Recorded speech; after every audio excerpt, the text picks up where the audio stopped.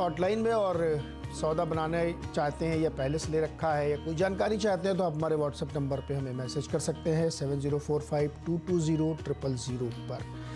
रोज़ की तरह मैं आपको याद दिला दे रहा हूँ कि आप फटाफट अपने सवाल भेजेंगे तो हम उनका जवाब देने की कोशिश करेंगे। और आज आपके सवालों का जवाब देंगे प्रकाशगाबा.com के टेक्निकल एनालिस्ट प्रकाश गाबा। गाबा सर का स्वागत है। और बाज़ार की जो इस समय तस्वीर है वो निफ्टी और बैंक निफ्टी एकदम उत्तर और दक्षिण की तरह है। निफ्टी 77 पॉइंट ऊपर, बैंक निफ्टी 77 पॉइंट नीचे।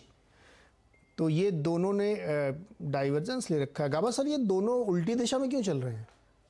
क्यों चल रहे हैं मुझे पता नहीं, लेकिन एक बात पक्की है, दोनों साथ में होना चाहिए। अलग अलग दिशा का एक क्लियर कट नहीं है, एक क्लियर कट डाइवर्जन है। 100% निफ्टी ऊपर, बैंक निफ्टी डाउन, ये दोनों को साथ में तालमेल होना जरूरी है। मार्केट में दोनों ऊपर जाए या दोनों नीचे आए, एक ऊपर एक नीचे मतलब साइडवेज मार्केट, क्लैरिटी नहीं है। हाँ, इतना कह सकते हैं कि निफ्टी में करीब 17,900 में थोड़ा रेजिस्टेंस है। यहाँ पर शॉर्ट करें? बिल्कुल नहीं। क्या पर लॉन्ग करें? बिल्कुल नहीं। जब तक वो वीकनेस नजर नहीं आती, जस्ट बिकॉज एक 17,900 है, 18,000 का जोन है, ऐसा शॉर्ट नहीं करना चाहिए। लेकिन बैंक निफ्टी में वीकनेस है, पॉसिबल है कि लो लेवल देखेंगे। 41,300 एक पॉसिबिलिटी है, जो कल का क्लोज था वहां तक आने की संभावना है। तो यस, बैंक निफ्टी में वीकनेस है। अगर निफ्टी में भी वीकनेस हो जाए, बैंक निफ्टी की जो वीकनेस है उसका असर निफ्टी पर जरूर होगा। ऊपर जाने देगा नहीं, होता ना, या तो वो ऊपर चला जाए या तो बैंक निफ्टी भी ऊपर चला जाए, तो दोनों साथ साथ चलेंगे फिर। अच्छा, तो गाबा सर फिर मान लीजिए इंडाइसेस को आप कह रहे हैं कि अभी नजरअंदाज करिए, तो फिर कोई स्टॉक बताइए जहां पे लोग ट्रेड करें। मुझे अशोक लेलैंड वाकई में अच्छा लगता है। अशोक लेलैंड में तेजी है और बाई सिग्नल जनरेट हुआ है परसों। हम तीनों दिन से अपमूव देख रहे हैं। ये एग्रेसिव कॉल, अब ट्रेड कर रहे हैं अशोक लेलैंड 150 में, कहां तक जाएगा? 155 मुझे नजर आता है, लेकिन इसे 2-3 दिन लगेंगे। तो मेरे ख्याल से ध्यान देना चाहिए अशोक लेलैंड पर, यहाँ पर एक अपमूव मिल सकता है। और रिलायंस क्या भाग रहा है, 2514 पर ट्रेड कर रहा है, 2513 पर, और यहाँ पर लगता है रिलायंस में एक अपमूव बाकी है। टारगेट 2500 पास हुआ तो 2550 का ये मूव है, वहां तक जा सकता है, मैटर ऑफ टाइम। रिलायंस में जो तेजी है आते दिनों में 2514 तो हो गया। यस, 2600 भी पॉसिबल है आते दिनों में, थोड़ा से 1-2 हफ्ता लग सकता है। लेकिन यस, रिलायंस में शॉर्ट नहीं करना चाहिए। अगर जब भी कोई डिप्स का मौका मिलता है तो खरीदारी का मौका रहेगा रिलायंस। अभी आप डिस्क्लोजर दे दीजिए। बिल्कुल 2600 के टारगेट हैं इसमें। और रिलायंस का हमारा डिस्क्लोजर ये कि जो चैनल आप देख रहे हैं इसका स्वामित्व रिलायंस के पास है, इसलिए कोई भी ट्रेड बनाने से पहले एक और राय आप अपने फाइनेंशियल एडवाइजर से ज़रूर ले लें। चलिए अब सवाल जवाब का सिलसिला शुरू करते हैं। रूपक जी हमारे साथ जुड़ रहे हैं प्रयागराज से। रूपक जी नमस्कार, बताइए क्या सवाल पूछना चाहते हैं? नमस्कार नीरज जी। जी नमस्कार, बताइए। आरती इंडस्ट्रीज के बारे में सवाल था। ये करीब 1047 मैंने 1047 रुपए का एवरेज बाइंग है मेरा, 50 शेयर है। तो इसका तो ट्रेंड खराब हो गया, काफी नीचे आ गया जब से ये डीमर्जर की न्यूज आए हैं। तो इसको करना क्या चाहिए हमें, क्योंकि ये 4 पे 1 दे रहे हैं, तो क्या डीमर्जर के बाद क्या प्राइस एडजस्ट हो जाएगा क्या? हाँ बिल्कुल, प्राइस एडजस्ट हो गया है, क्यों नहीं हुआ? जब 4 पे 1 मिला तो आप उसी हिसाब से एडजस्टमेंट कर लीजिए। फिर भी गाबा सर बताइए, इनकी बाइंग तो हालांकि 1047 की है, लेकिन 4 पे 1 का एडजस्टमेंट भी है। करंट प्राइस 687 का है, तो इस स्टॉक में इनको बने रहना चाहिए क्या? देखिए, ऐसी जगह पर चल रहा है आरती इंडस्ट्रीज। मुझे डीमर्जर का फंडामेंटल का न्यूज का जोर थोड़ा भी अंदाजा नहीं, तो उस पर मैं टिप्पणी नहीं कर सकता। लेकिन लगता है कि यहाँ पर जो ऐसी जगह पर है, यहाँ से एक बाउंस मिल सकता है। आरती इंडस्ट्री में ट्रेड कर रहा है 687, अगर बाउंस मिलता है तो 750 780 तक जा सकता है, लेकिन है वीक। इसमें थोड़ी गिरावट आ जाएगी तो और भी गिरावट आ सकती है, लेकिन लगता है जैसे 5-7 डीमर्जर की न्यूज के बाद जो गिरावट आई थी, वहां जो लो बना था वो सस्टेन कर पाए, ऐसा लग रहा है। अगर ऐसा कुछ होता है तो 775 800 पॉसिबल है, तो वहां पर एक फ्रेश लुक लीजिए। अच्छा गाबा सर, आज स्टील कंपनीज में दबाव है, चूंकि आयरन ओर के प्राइसेस गिरे, फंडामेंटल न्यूज़ है। उसके बाद से आप देखिए निफ्टी मेटल इंडेक्स भी 1.25% नीचे, और ख़ास तौर पे स्टील कंपनीज में जब आप टाटा स्टील देखिए, JSPL देखिए, JSW स्टील देखिए, सेल देखिए, सब में 3-4% तक की गिरावट देखने को मिल रही है। कोई शॉर्ट का मौका बन रहा है क्या इनमें? टाटा स्टील की बात कर रहे हैं आप, तो मैं टाटा स्टील देख लेता हूँ। सिंपल, टाटा स्टील को मुझे लगता है शॉर्ट, बिल्कुल तो अच्छा था, आज उसको रिवर्स हो गया। इसका मतलब ये है कि शायद एक जो कल का स्ट्रेंथ था उसको नेगेट कर लिया। तो पॉसिबल है कि टाटा स्टील में एक लो लेवल देखें। 100 का जोन है, लेकिन वहां पर स्ट्रॉन्ग सपोर्ट जोन है। किसी को शॉर्ट करना है तो कर सकते हैं, 103 का स्टॉप लगाइए टाटा स्टील पर, लेकिन 100 के आसपास जरूर कवर कर लीजिएगा। 100 एक साइकोलॉजिकल सपोर्ट है, मुझे नहीं लगता वो ब्रीच करेगा, वहां से फिर एक बाउंस हो सकता है, क्योंकि साइडवेज जोन है, इतना ध्यान। तो छोटा सा ट्रेड है, ₹1 ऊपर का स्टॉप लॉस, ₹2 नीचे का टारगेट, ₹100 ध्यान रखिएगा, तगड़ा सपोर्ट है वहाँ पे, तो वहाँ से शायद नीचे नहीं जाता। अब जरा एक कंपनी के मैनेजमेंट से बात करते हैं। नतीजे आए थे मैप माई इंडिया, या जिसको CE इन्फो सिस्टम्स भी कहते हैं, लिस्टेड नाम वो है। दूसरी तिमाही के कंपनी ने नतीजे पेश किए। नतीजे हेडलाइन नंबर आप देखेंगे तो अच्छे देखने को मिल रहे हैं। कंपनी का मुनाफा पिछली तिमाही के करीब रहा है, वही रेवेन्यू में करीब 33% की ग्रोथ देखने को मिलेगी। हालांकि मार्जिन 47 से गिर के 41% पर पहुंच गए हैं। बातचीत करने के लिए हमारे साथ हैं कंपनी के CEO और एग्जीक्यूटिव डायरेक्टर रोहन वर्मा। रोहन जी, बहुत बहुत स्वागत है आपका CNBC आवाज़ पर। नंबर अगर आप हाफ ईयरली भी कैलकुलेट करें तब भी आप देखेंगे कि मार्जिन जो है करीब 6% नीचे है। एबिटा लेवल पे तो ठीक है हाफ ईयरली, लेकिन क्वार्टरली जो है एबिटा थोड़ा डाउन हुआ है। सर मुझे ये बताइए कि ये क्यों इम्पैक्ट हो रहा है मार्जिन आपका? धन्यवाद मुझे अपने शो पे बुलाने के लिए। Actually operating performance of company काफी अच्छी हुई है, उसको हमने थोड़ा सा एक्सप्लेन किया अपने इन्वेस्टर प्रेजेंटेशन में भी। जैसे आपने कहा कि रेवेन्यू में काफी अच्छे से ग्रोथ आया है।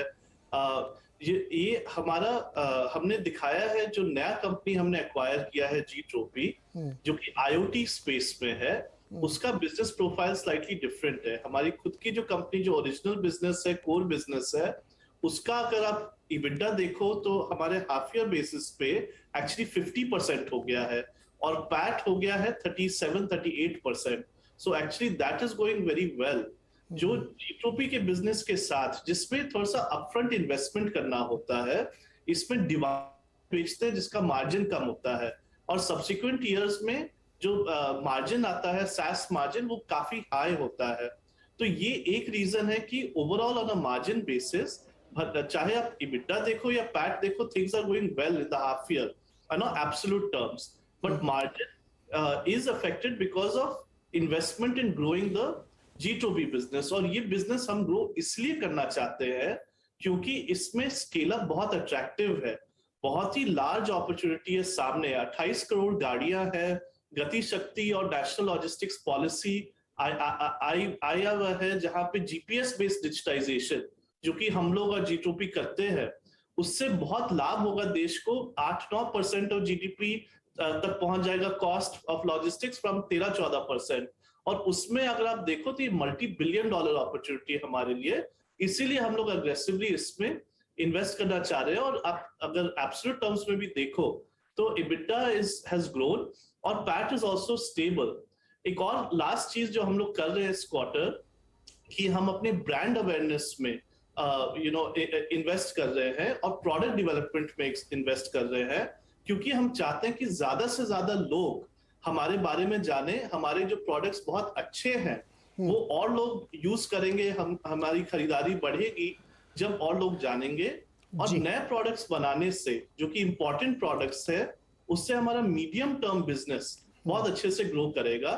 तो ओवरऑल एक रेंज ऑफ EBITDA जो हम लोग बोलते हैं कि EBITDA 35-45% में और पैट 30-35% में, इस रेंज में रखते हुए हम अपने इन्वेस्टमेंट्स कर रहे हैं, जिससे कि हमारा मीडियम टर्म और long term revenue grow. Rohan ji, इससे पहले कि आप आगे बढ़े, मुझे हमारे दर्शकों को थोड़ा Gtropy के बारे में समझाइए। Gtropy क्या है जिस पर आप इतना बुलिश है और आपको लग रहा है कि ये $1 मिलियन की अपॉर्चुनिटी बन रही, क्या करती है Gtropy में? एक्चुअली मैपइंडिया के बिजनेस में पहले से ही IoT बिजनेस था। IoT बिजनेस क्या करता है कि ट्रक्स में, टैक्सीज में, गाड़ी में हमारे डिवाइसेस लगते हैं, और फिर आप एज अ व्हीकल ओनर और अ फ्लीट ओनर और अ लॉजिस्टिक्स ऑर्गेनाइजेशन और अ टैक्सी और बस ऑर्गेनाइजेशन, आप देख सकते हो कि आपकी गाड़ियां कहाँ जा रही हैं। अभी उनमें एफिशिएंसी ला सकते हो by creating optimization, shipment time से पहुंच पा रही है कि नहीं और कैसे पहुंचा सकते हैं, ये सब टेक्नोलॉजी के यूज होते हैं। तो ये core operations of logistics and people mobility operations होती है। तो ये IoT डिवाइस और SaaS बिजनेस है।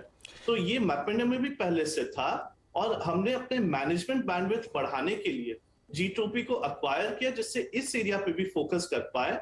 और अगर आप देखो कि 28 करोड़ जो मैंने कहा गाड़ियां ऑन द रोड है, और आप couple thousand रुपीस भी ले लो पर व्हीकल, जो मैपइंडिया कमाने की क्षमता रखता है थ्रू Gtropy। आप कितना चार्ज करते हैं सर?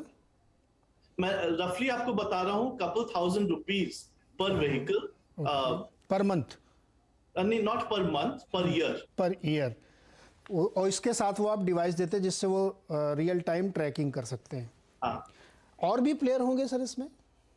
इसमें और भी प्लेयर हैं, बट मैपइंडिया सबसे लार्जेस्ट प्लेयर है। और जो हम यूनिक हैं, जो कि मैपिंग के एरिया में, अब जैसे हम बता पाते हैं किस रोड पे क्या ट्रैफिक है, कौन सा मल्टी मोडल रूट है जो कि सबसे एफिशिएंटली पहुंचा सकता है, और लास्ट माइल जो हाउस एड्रेस होता है वो हमारे पास ही है। तो ये जो यूनिक जोड़ी है मैप्स और आईओटी की, मैप्स, नेविगेशन, ट्रैकिंग और एनालिटिक्स की, जो कि सिर्फ मैपइंडिया के पास है, इससे हम वेल पोजिशन्ड है to be the most kind of largest player in even this space. तो रोहन जी, आप ये कह रहे हैं कि चूंकि अपॉर्चुनिटी बहुत बड़ी है और शुरुआत में चूंकि आप फ्रंट लोडिंग खर्चे आपको करने पड़ रहे हैं, इसलिए मार्जिन पे हिट आ रहा है। कितने खर्च करेंगे आप इस पे कैपेक्स कितना होगा, और कब आप सास से पूरी तरीके से कमाना शुरू करेंगे? देखिए, हम जैसे आप कंपनी का कैश देखिए तो 390 करोड़ से 430 करोड़ तक पहुंच गया सिर्फ इस क्वार्टर में ही, मतलब क्वार्टर की बिगनिंग से क्वार्टर तक के एंड तक। प्रॉफिट मार्जिन्स भी आप देखो तो 30-35% और 35-45% के रेंज में है। तो इसका जो हम इन्वेस्ट तो करते रहेंगे, बट ये हमारे इस टारगेट रेंज ऑफ मार्जिन्स में रहेगा। That should be sufficient to continue to scale this business, और फिर इसका जो प्रॉफिटेबिलिटी एब्सोल्यूट टर्म्स में कंट्रीब्यूट करेगा, वो आप इन द नेक्स्ट ईयर आप देखना शुरू कर दीजिएगा। अच्छा, कोई विजिबिलिटी आप दे सकते हैं नेक्स्ट 1 और 2 इयर्स में इस Gtropy वाले बिजनेस से कितना रेवेन्यू जनरेट होगा? हम फॉरवर्ड गाइडेंस तो खैर स्पेसिफिकली नहीं देते हैं, बट हमारा जो ट्रैक रिकॉर्ड है, जैसे आप देखिए कि Gtropy का बिजनेस Q2 में डबल किया compare to Q1, and Q1 में जो Gtropy ने बिजनेस किया, it was the same as what they did in entire of last year.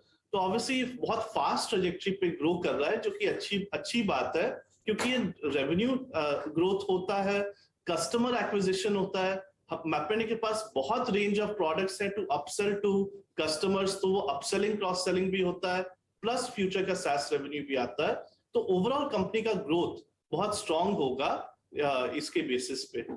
Okay Rohan जी, ये तो हम लोग ऑपरेशनल बात करें। एक मिनट, थोड़ा ऑफ बीट क्वेश्चन है मुझे, ये समझाइए कि जो आपका मैप वाला है, तो गाड़ी की जो आप लोग ट्रैकिंग करते हैं वो कैसे करते हैं? जैसे कहीं जा रहे हैं आप, तो आपको दिखता है कि बहुत कंजेशन है, फिर आपने मान लीजिए उसी रूट पे आप चले गए, तो फिर वो एडजस्टेड टाइम में सेम टाइम दिखाने लगता है।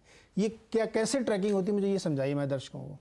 हाँ, देखिए, 2 चीज है, एक है ट्रैकिंग और एक है नेविगेशन। ट्रैकिंग का पहले मैं बता दूं कि जो ट्रैकिंग में क्या होता है, गाड़ी में जो डिवाइस लगी है, या इवन मोबाइल फोन के द्वारा, आप गाड़ी में नहीं बैठे हो, आप कंट्रोल रूम में बैठे हो अपने लॉजिस्टिक्स ऑपरेशन, ई-कॉमर्स ऑपरेशन के कंपनी में, या बस नहीं रोहन सर वो ट्रैकिंग वाला मैं समझ गया। मैं ये जो पर्सनल व्हीकल नेविगेशन है, मैं और इसको सिंपलीफाई करता हूँ क्वेश्चन को। मान लीजिए मुंबई में है, मैं चला जा रहा हूँ और मुझे दिखाया उसने कि अगर आप सी लिंक से जाएंगे तो आपको 15 मिनट लगेंगे, लेकिन अगर आप तुलसी पाइप रोड से जाएंगे तो आपको 30 मिनट लगेंगे। तो हमको लगा कि सी लिंक से जाना चाहिए, लेकिन मैं तुलसी पाइप रोड से ही आया, जैसे ही मैंने उसमें एंटर किया एडजस्टेड टाइम फिर सेम कर दिया उसने। ये कैसे? जब आप मैपइंडिया का मैपल्स ऐप जो कंज्यूमर ऐप है, या हमारी गाड़ी के जो नेविगेशन सॉल्यूशंस है, उसको यूज करेगा, तो आपको एग्जैक्टली ये चीज पता चलेगा। प्लस मैं ये भी बता दूं कि ये भी बताएगा कि गाड़ी में स्पीड ब्रेक, रोड पे स्पीड ब्रेकर कहाँ है, कहाँ पे नहीं सर, वो मैं समझ गया। ये टाइम डिफरेंस फिर सेम कैसे हो गया, मैं ये जानना चाहता हूं। हम क्या करते हैं, क्योंकि हमारे पास ट्रैकिंग बिजनेस है, जिसमें हम बहुत सारे गाड़ी को ट्रैक कर रहे हैं कि वो कितना मूवमेंट, तो आपके जाने के पहले बहुत सारी गाड़ियां जो कि मैपइंडिया ट्रैक कर रहे हैं, वो भी तुलसी पाइप रोड पे या सीलिंग पे गए, उनका क्या ट्रैवल टाइम था, उन्होंने क्या कंजेशन फेस किया, ये सब हम स्टैटिस्टिकली एनालाइज करके नेक्स्ट वाले लोग को प्रिडिक्ट करके बताते हैं। तो जैसे जैसे लोग नेविगेट और ट्रैक करते हैं और ट्रैक होते हैं, वैसे वैसे और लोग को मिलता है। और मैपइंडिया के पास लाखों गाड़ियों का, ट्रक हो, टैक्सी हो, बाइक हो, बस हो, उसके बारे में इंफॉर्मेशन मिलता है, जिससे कि हम ये ट्रैफिक अच्छा, इसको कोई हैक नहीं कर सकता? इसको कैसे हैक होता है वही बता दूं, और वो हमारे डिफरेंस क्या है मैपइंडिया और गूगल में। गूगल में मोबाइल फोन के द्वारा ये सब इंफॉर्मेशन निकलता है।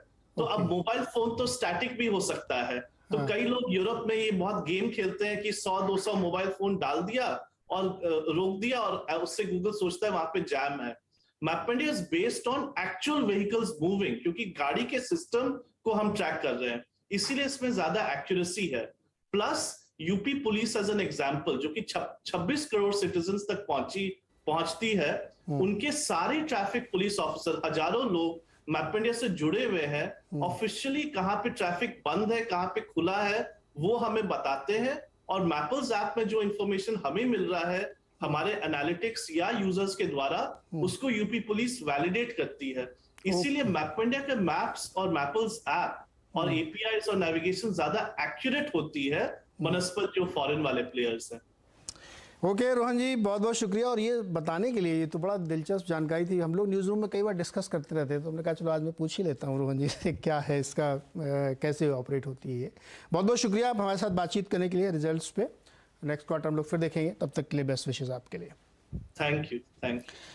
गाबा sir, MapmyIndia, C info systems, क्या राय बनती है आपकी sir? Well, MapmyIndia trade कर रहा है 13-20 जोन्स पर। एक्चुअली देखा जाए तो ब्रॉडर स्ट्रक्चर काफी हद तक वीक है, लेकिन लोअर लेवल्स में सपोर्ट है। 1260 और 1440 के बीच में अटका हुआ है। इसमें अगर अप ट्रेंड मिलना है तो 1440-1500 ये जोन है, पार करना पड़ेगा दिल से, तब जाके अपमूव मिलेगा। फिलहाल मैं कहूंगा साइडवेज कंसोलिडेशन है। स्ट्रक्चर मतलब बायस कहूंगा तो डाउन है, लेकिन ज्यादा गिरावट भी नहीं नजर आती। तो ये साइडवेज जोन है, बेरिश बायस, अपमूव के लिए 1500 पार करना पड़ेगा। 1500 पार करना पड़ेगा। चलिए एक और सवाल लेते हैं फटाफट। योगेश वर्मानी हमारे साथ हैं नई दिल्ली से। योगेश जी नमस्कार, सवाल पूछिए अपना सर। जी सर, मेरे पास विप्रो है, लास्ट 1 साल से पड़ा हुआ है, एवरेजिंग कर करके 565 की एवरेजिंग आ गई है। 565 की एवरेजिंग है? हाँ जी। तो पहली बार कितने में खरीदा था? पहली बार 600 समथिंग था, जो भी 700 तक गया था। हाँ, वहां से खरीदना शुरू किया? हाँ जी, हाँ जी। और लास्ट कहाँ पे खरीदा था? लास्ट अभी 400 कुछ में खरीदा था। गावा सर देखिए, एवरेजिंग की कर करके इन्होंने अपनी कीमत थोड़ी सी कम कर ली है, लेकिन फिर भी 565 है और इनकी एवरेज प्राइस से कम 200 रुपये के आसपास, 181 रुपये शेयर नीचे है। बताइए क्या करें वर्मानी जी? सबसे पहले इनको बताता हूं कि रिवर्स एवरेजिंग नहीं करना चाहिए। जब डाउन मूव हो, आप अपना कॉस्ट कम कर रहे हैं, आप अपने ट्रेड को सही नहीं कर रहे। एक बात है, अगर आप गलत हैं तो आप आउट, राइट है तो स्टे इन। अब रिवर्स एवरेजिंग कब करनी चाहिए? जब आपका फेवर में हो, आपने ले लिया, अप मूव शुरू हुआ तो फिर रिवर्स एवरेजिंग कीजिए। नीचे आ रहा है फिर कर रहे हैं, कितना करेंगे रिवर्स एवरेजिंग? आपकी कॉस्ट कम हो जाएगी, क्वांटिटी बढ़ जाएगी, लॉस तो बढ़ेगा। तो आप राइट नहीं होते, आप गलत ही रहते हैं। तो प्लीज मत कीजिएगा। लेकिन विप्रो का जब चार्ट देखता हूं 384 पे ट्रेड कर रहा है, 750 का 384 नियरली 50% हो गया। तो आप 50% के आसपास जो हाई देखेंगे, वहां पर एक नॉर्मल लॉजिकल एक सपोर्ट बनता है। 750 का हाफ होता है 350, तो 350 भी आ सकता है। तो वहां पर अगर सपोर्ट मिलता है, बाउंस वहीं से मिलने की संभावना है। तो यहाँ पर लॉस बुक की सलाह मैं नहीं देता, लेकिन ऐड करने की भी सलाह नहीं देता। आप होल्ड कीजिए, शायद 325 के आसपास 50% ऑफ द हाई में शायद एक सपोर्ट मिल जाए। ओके, अगला सवाल लेते हैं। लिंगम राज है कन्याकुमारी से। बताइए सर क्या सवाल है आपका?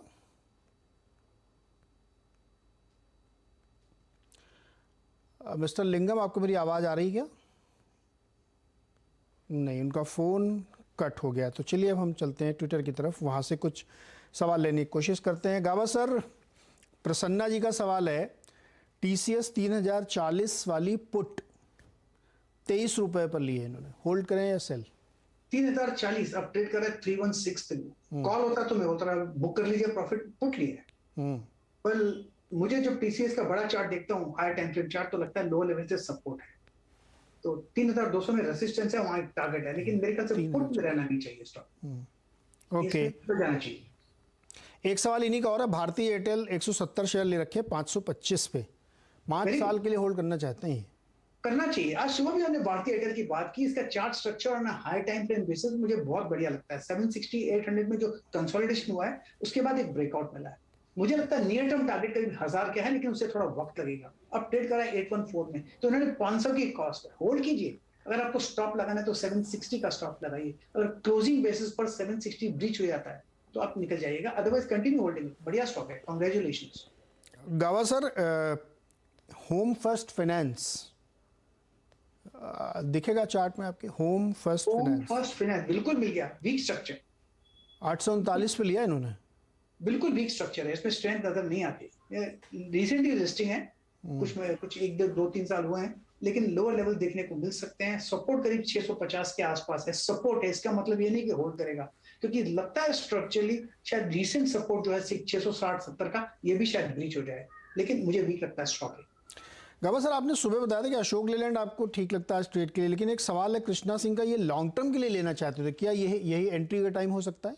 बिल्कुल लेना चाहिए, अभी ट्रेड कर रहा है 149 पे अशोक लेलैंड, लेना चाहिए। मुझे स्टॉक स्ट्रक्चर लॉन्ग टर्म के लिए बढ़िया लगता है, नियर टर्म में 160-170 जा सकता है। इसका जो चार्ट स्ट्रक्चर है 120 में बहुत ही स्ट्रॉन्ग सपोर्ट जोन है। अगर कभी मार्केट गिरता है, टूटता है, तो अशोक लेलैंड में भी इफेक्ट आएगा, 120 नहीं तोड़ेगा, उसके आसपास अगर मिले तो लॉन्ग टर्म के लिए इन्वेस्टमेंट के लिए एक जगह बन जाती है खरीदने के लिए अशोक लेलैंड। तो 120 ध्यान रखिएगा, जब कभी अचानक से कोई मालिक गिरावट आती है ओवरऑल मार्केट में, तो इस पर आप इन्वेस्टमेंट के लिए दोबारा अच्छी खरीदारी कर सकते हैं। सोमेश जी हैं जालौर से हमारे साथ। सोमेश जी बताइए क्या सवाल है आपका? सर एक तो सर टाटा पावर का, एक सर अंबुजा सीमेंट का सर। तो सर ये दोनों में सर, ये टाटा पावर तो सर ये 250 जाके वापस 200 आता है, वापस 250 जाता है, तो इसमें सर क्या करूँ सर? ट्रेडिंग कर रहे हैं क्या आप? नहीं लॉन्ग टाइम सर। अरे तो सर क्या तकलीफ है, इतना पैसा बन रहा है आपका 100 रुपये पर शेयर पे। गावा सर बताइए टाटा पावर में क्या करें? टाटा पावर में कंसोलिडेशन चालू है, हाँ, अप मूव मिल रहा है, फिर डाउन मूव मिल रहा है, रेंज में चल रहा है। जो रेंज का जो स्लांटिंग जोन है, इसको हम नॉर्मली कहते हैं चैनल फॉर्मेशन, तो अच्छा है, ये पक रहा है। इसका जो ट्रेडिंग रेंज बना हुआ बढ़िया है, तो पैटर्न भी अच्छा है, सेटअप भी बढ़िया है। मेरे ख्याल से होल्ड कीजिए, एक बार ये 260 पार कर लेगा टाटा पावर, तो एक अच्छी तेजी आएगी, फिर एक ब्रेकआउट मिलेगा, फिर वो 300 के पार ले जाएगा। ये फ्लैग फॉर्मेशन है जो बन रहा है, तो अच्छी बात है, थोड़ा पेशेंस रखिए प्लीज।